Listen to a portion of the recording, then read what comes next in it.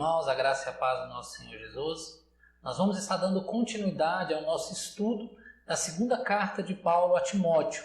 Hoje nós vamos estar estudando o capítulo 1, o versículo 8 e o versículo 9. Na semana passada nós terminamos os versículos 6 e 7 com o apóstolo Paulo falando para Timóteo que ele reavivasse o dom que estava nele.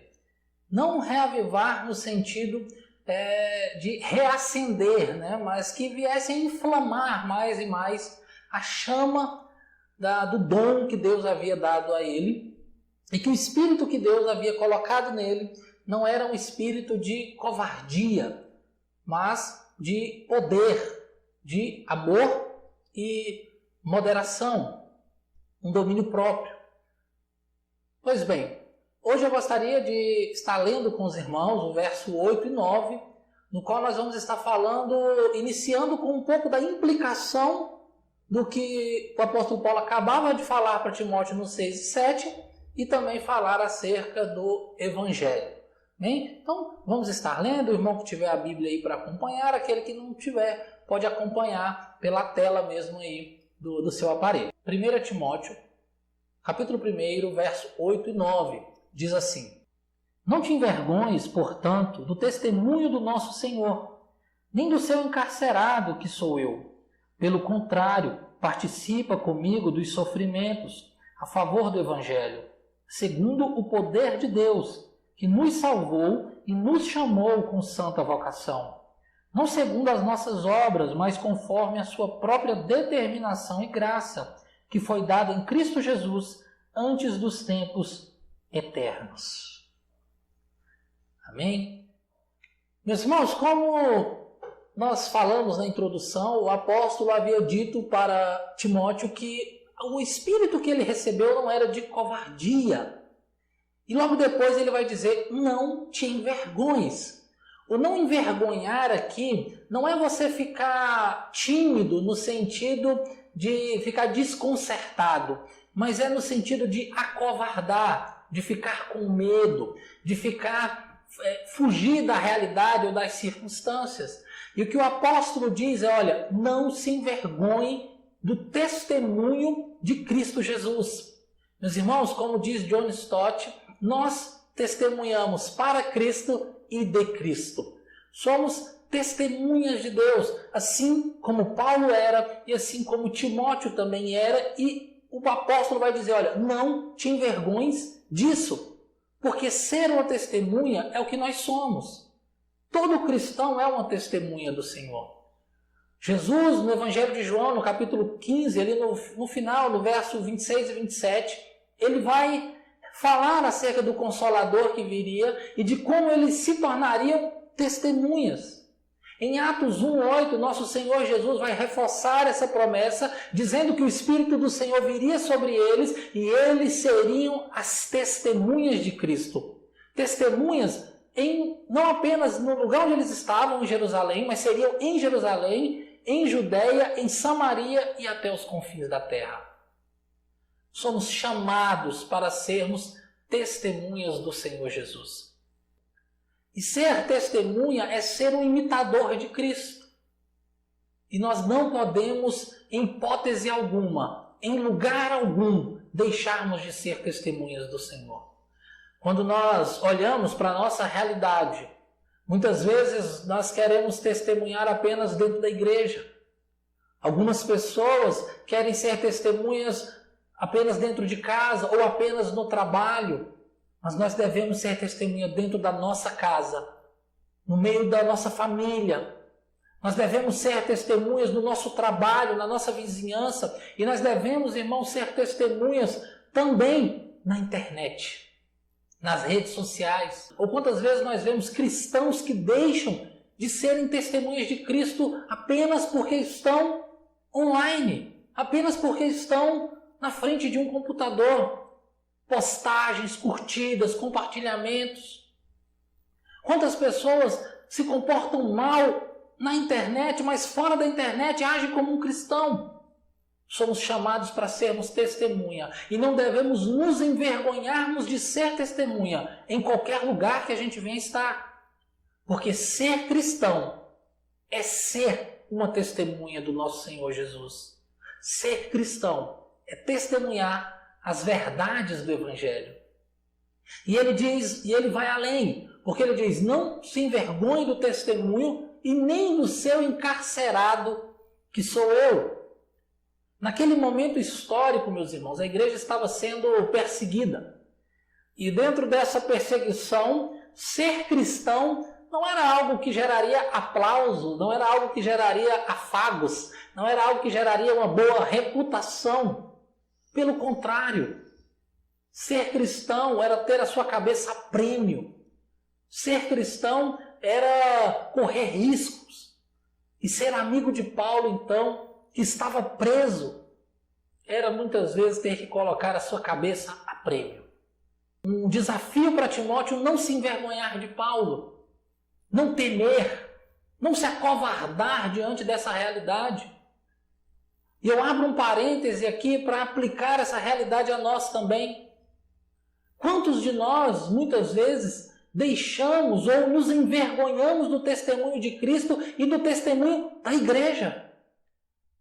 Quantas vezes a igreja, quando se posiciona a favor da palavra de Deus, nós, ou as pessoas, ou algumas pessoas, acabam se envergonhando disso. Acabam defendendo pautas totalmente antibíblicas.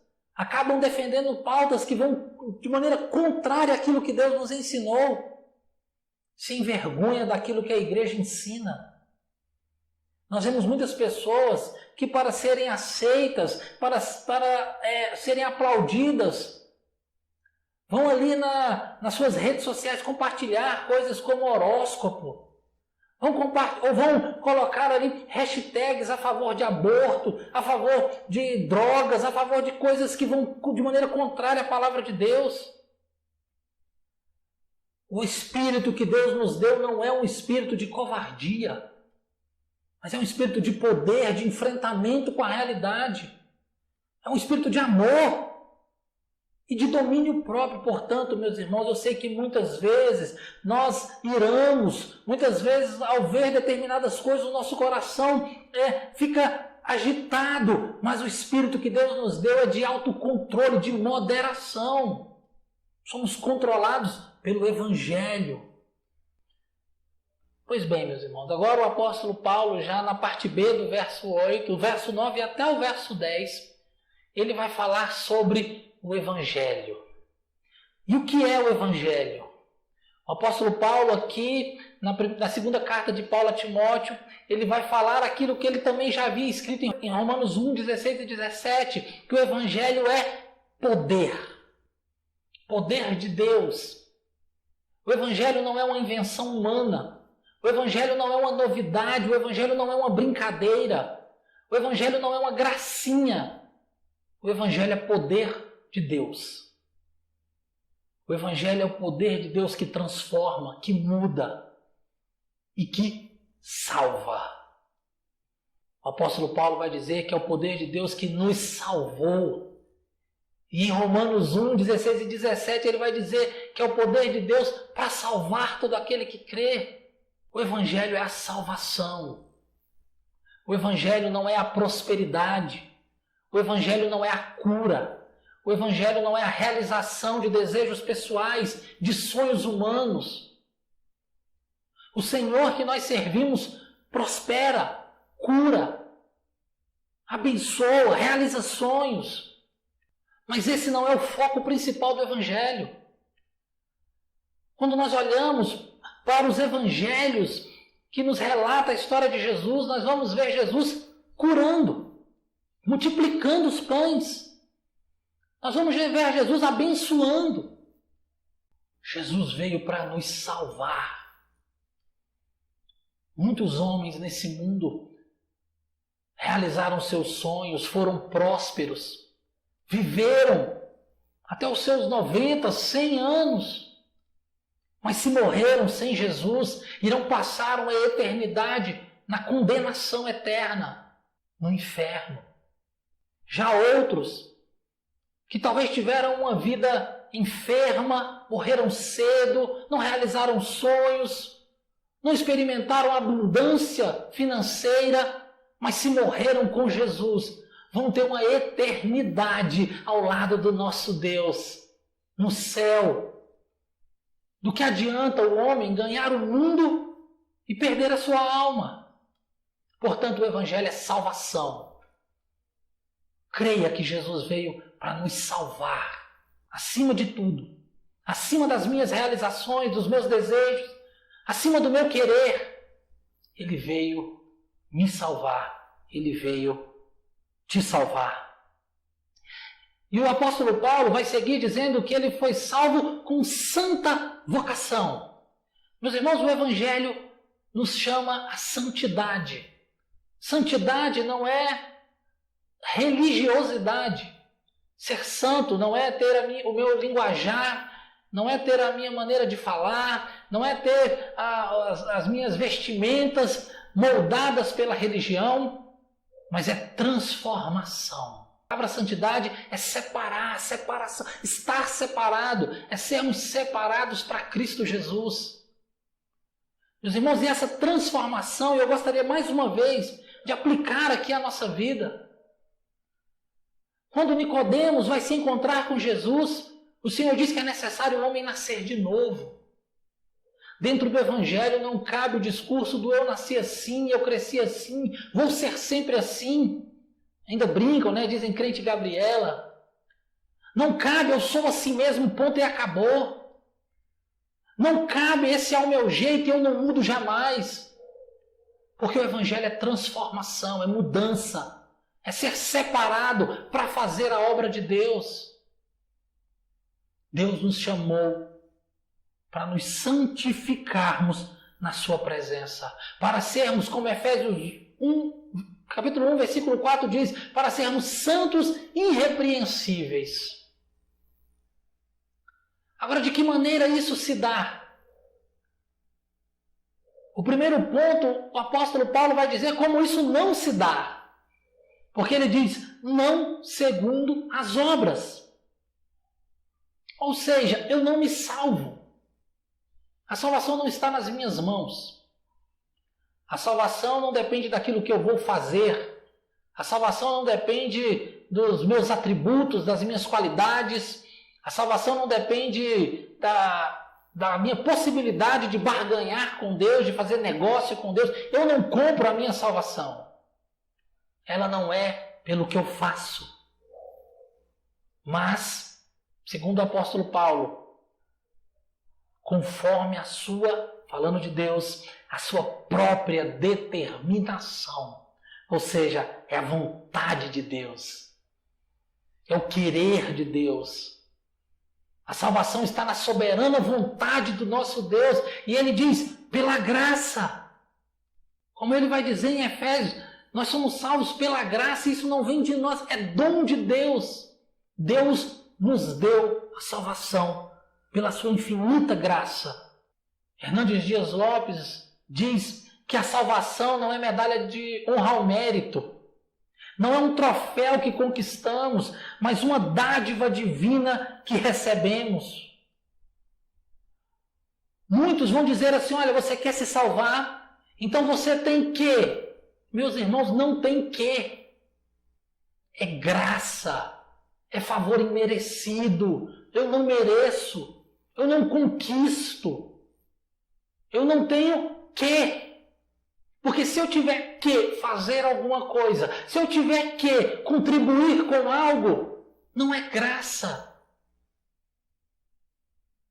Serão as minhas obras. E a salvação, o Evangelho, é exclusividade de Deus. Ele pensou, planejou, executou e nos entregou. Muitos talvez nessas horas dizem, mas se eu não sou salvo então pelas obras, pelo que eu faço, então eu vou aprontar, vou fazer tudo o que eu quero, vou viver da maneira que eu quero. Se você estiver pensando assim nesse exato momento, eu peço que você ore pedindo misericórdia para Deus, para que Ele te salve. Porque quem é salvo, ele sabe que não foi pelas obras, mas ele é chamado a fazer as obras. Ele é chamado, convocado, seu coração irá impulsioná-lo para trabalhar para Deus, para ter essa vida transformada, para ter esses frutos que vêm do Espírito Santo. Eu gostaria de contar uma ilustração para que os irmãos pudessem entender melhor. É como se eu pegasse uma semente que já está totalmente morta, que não há nenhuma possibilidade dela germinar. E aí eu colocasse ela no deserto, nas piores condições possíveis. E alguém dissesse, olha, o problema é porque está no deserto. E pegasse essa semente e levasse para um lugar melhor. Essa semente morta continuaria morta. Mas se houvesse alguém que pudesse dar vida para essa semente, colocasse ela em um terreno, cultivasse, adubasse, molhasse, essa árvore iria se desenvolver e gerar frutos. E o fruto não seria por causa da árvore. A árvore não iria ter do que se orgulhar, porque ela estava morta.